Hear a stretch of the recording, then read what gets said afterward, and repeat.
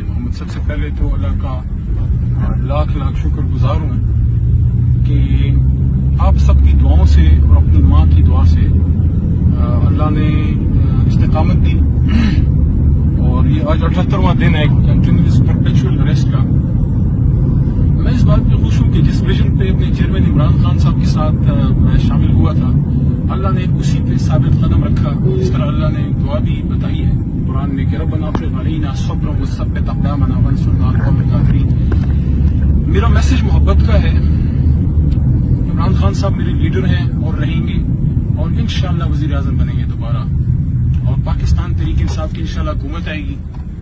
میرا میسج یہ ہے کہ پاکستان کو سیاسی انتقام کی نہیں، پاکستان کو سیاسی استحکام کی ضرورت ہے، اور اس وقت اس ملک کو ایک پرامن طریقے سے ایک شفاف الیکشن کی طرف لے کے جانا چاہیے۔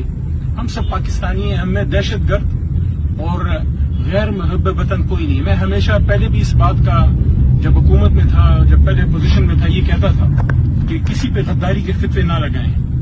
آج اللہ تعالیٰ کے کرم سے وہ کیس بھی میرے پہ ختم ہو گیا 9 مئی کا۔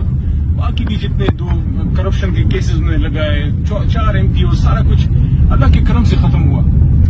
میں یہ بھی کہنا چاہتا ہوں کہ 9 مئی کو جو کچھ ہوا، جن لوگوں نے نقصان کیا، ہماری پارٹی کی پالیسی نہیں ہے۔ ہماری پارٹی ایجوکیٹڈ لوگوں کی جماعت ہے، اور ہمارا پرامن تحریک ہے ہماری۔ جس نے غلط کیا ہے اس کو سزا ضرور ملنی چاہیے، جیسے میں نے فیس کیا ہے، میرے پہ غلط الزام لگایا 9 مئی کا، اور اللہ کے کرم سے میرا کیس ڈسمس ہو گیا، ڈسچارج ہو گیا۔ لیکن باقی جو کروڑوں لاکھوں ہمارے ووٹر سپورٹر ہیں، وہ پاکستان تحریک انصاف کے ساتھ عمران خان صاحب کی لیڈرشپ میں ایک اسلامی فلاحی ریاست مدینہ کی طرز پہ وہ بنے، اس کے لیے کوشش کر رہے ہیں۔ باقی جماعتوں کے بھی اپنے ایجنڈاز ہیں، ان کے بھی اپنے مینیفیسٹوز ہیں۔